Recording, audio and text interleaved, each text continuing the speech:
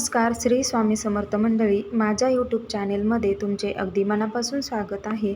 आजचा दिवस तुम्हाला खूप सुखात आनंदात जावो ही स्वामींचरणी प्रार्थना करते आणि आजच्या या नवीन व्हिडिओला सुरुवात करते. तर 3 ऑक्टोबरपासून घटस्थापना झालेली आहे. शारदीय नवरात्रीला सुरुवात झालेली आहे. या अश्विन महिन्यातील शुक्ल पक्षामध्ये शरद ऋतू असल्यामुळे याला शारदीय नवरात्र असे म्हणतात. या 9 दिवसामध्ये आपण 9 दुर्गा देवीच्या वेगवेगळ्या रूपांची पूजा करत असतो. नवरात्री हा पवित्रता, सात्विकता असणारा सण आहे. नवरात्रीला खूप शुभ मानले जाते. या नवरात्रीच्या दिवसामध्ये आपण 9 दिवस देवीची सेवा करतो. त्याचबरोबर एक उपाय देखील करत असतो. उद्या नवरात्रीमधील 7वी माळ आहे, म्हणजे सप्तमी आहे. या नवरात्रीमधील सप्तमी तिथीला अनन्यसाधारण महत्त्व आहे. नवरात्रीमध्ये सप्तमी, अष्टमी, नवमीला विशेष महत्त्व आहे. त्या दिवशी अनेक सेवा केल्या जातात. देवीची ओटी भरली जाते. त्याचबरोबर अष्टमीला, नवमीला कन्यापूजन देखील केले जाते. तर आजच्या व्हिडिओमध्ये मी तुम्हाला उद्या आपल्याला 108 लवंगांचा प्रभावी उपाय करायचा आहे, तो सांगणार आहे. यामुळे 7 पिढ्यांचे दारिद्र्य नष्ट होईल. तुमचे सर्व अडचणी दूर होऊन अखंड लक्ष्मी प्राप्ती होईल. 24 तासात घरातील अडचणी, नजरबाधा दूर होतील. असा हा अत्यंत प्रभावशाली उपाय आहे. आणि 12 ऑक्टोबरला म्हणजे शनिवारी दसरा आलेला आहे, म्हणजेच विजयादशमी आलेली आहे. उद्या बुधवार आहे, 7वी माळ आहे आणि उद्या कालरात्री देवीची 7व्या माळेला कालरात्री महादुर्गेची पूजा केली जाते. उद्याचा रंग हा निळा आहे, त्यामुळे आपल्याला निळ्या रंगाचे वस्त्रे परिधान करायचे आहे. त्याचबरोबर उद्याचा जो नैवेद्य आहे तर तो गूळ असणार आहे. उद्याची जी घटाची माळ आहे तर ती कर्दळीच्या फुलांची माळ असणार आहे. काल रात्री देवीला काली मातेचे स्वरूपही मानले जाते. पार्वती देवीपासून काली मातेची उत्पत्ती झाली होती. काल रात्री देवीचे पूजन केल्याने कोणत्याही गोष्टीची कमतरता जाणवत नाही. अकाल मृत्यूचे भय राहत नाही. भक्तांच्या मनोकामना पूर्ण होतात. तसेच त्यांच्या समस्या, सर्व अडचणी, कष्ट यांचे अतिशीघ्र देवी निवारण करते अशी मान्यता आहे. त्याचबरोबर काल रात्री देवीला सर्व सिद्धींची अधिष्ठात्री मानले गेले आहे. त्यामुळे तंत्रमंत्राचे साधक काल रात्री देवीचे विशेष पूजन करतात.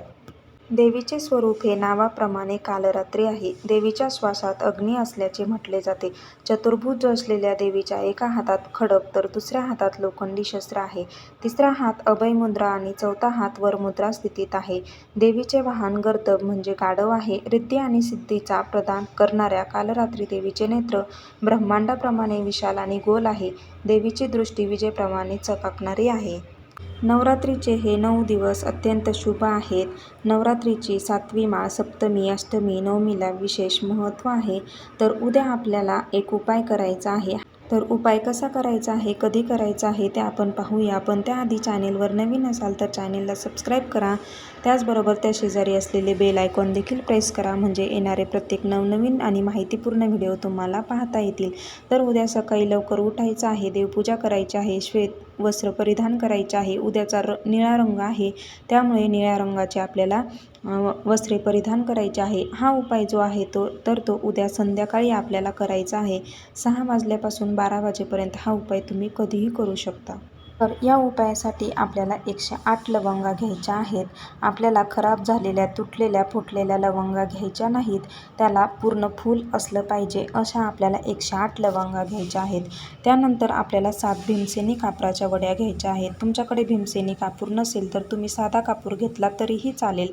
भीमसेनी कापूर जो असतो तर त्यामध्ये जास्त प्रमाणात नकारात्मक शक्ती दूर करण्याची शक्ती असते. आपल्याला एक वाटी किंवा एक भांडं घ्यायचं आहे, किंवा कापूर जाळण्याचं जे भांडं आहे तर त्यामध्ये या 108 लवंगा ठेवायच्या आहेत. संध्याकाळी आपल्याला देवासमोर दिवा लावायचा आहे, तुळशीला दिवा लावायचा आहे. आपल्या घराचं मुख्य प्रवेशद्वार आपल्याला उघडं ठेवायचं आहे. त्यानंतर देवघरासमोर बसून आपल्याला हा उपाय करायचा आहे. एखाद्या भांड्यामध्ये किंवा कापूर जाळण्याच्या पात्रामध्ये या 108 लवंगा घ्यायच्या आहेत. त्यानंतर आपल्याला एक जी कापराची वडी आहे तर ती या लवंगावर ठेवायची आहे, ती प्रज्वलित करायची आहे. ही जळत असताना आपल्याला 99 मंत्र जो आहे म्हणजे ओम ऐं ह्रीं क्लीं चामुंडाय विच्चे या मंत्राचा जप करायचा आहे. पूर्ण एक कापराची वडी संपत आल्यानंतरच दुसरी वडी त्याच्यावर टाकायची आहे. अशा प्रकारे 7 कापराच्या वड्याला आपल्याला प्रज्वलित करायच्या आहेत आणि 99 मंत्राचा जप करायचा आहे. त्यानंतर हे पूर्ण प्रज्वलित जळून झाल्यानंतर आपल्याला जे राहिलेले लवंग आहेत त्या पूर्ण जळलेल्या नसतील तर त्या आपल्याला निर्माल्यात टाकून द्यायच्या आहेत किंवा तुम्ही एखाद्या झाडाखाली देखील टाकू शकता. तर अशा प्रकारे 108 लवंगांचा हा उपाय केला तर आपल्याला 7 पिढ्यांचे दारिद्र्य नष्ट होईल, आपल्या घराची, मुलाची, पतीची प्रगती होईल. आपल्या इच्छा असतात त्या किती केल्याने किती प्रयत्न केले तरी पूर्ण होत नाही. आपल्या कष्टाला किंवा आपल्या प्रयत्नांना आपलं नशीब साथ देत नसतं. तर हे असे जे उपाय आहेत हे केल्यामुळे आपल्या इच्छा पूर्ण होतात. आपल्या घरातील अडचणी, नजरबाधा दूर होत असतात, कर्जमुक्ती होत असते. त्याचबरोबर उद्या आपल्याला अजून एक उपाय करायचा आहे. तर उद्या आपल्याला एक शुद्ध गाईच्या तुपाचा दिवा घ्यायचा आहे. आपल्या जवळपास कुठे विहीर किंवा तलाव असेल तर तिथे जाऊन हा दिवा आपल्याला प्रज्वलित करायचा आहे. दिवा प्रज्वलित करताना त्यामध्ये आपल्याला लवंग टाकायचे आहे, कारण लवंग ही माता लक्ष्मीला अत्यंत प्रिय आहे. हा उपाय केल्यामुळे तुमच्या कितीही अडचणी असतील तर त्या दूर होतील, सर्व दोषांपासून मुक्ती होऊन अखंड लक्ष्मी प्राप्ती होईल.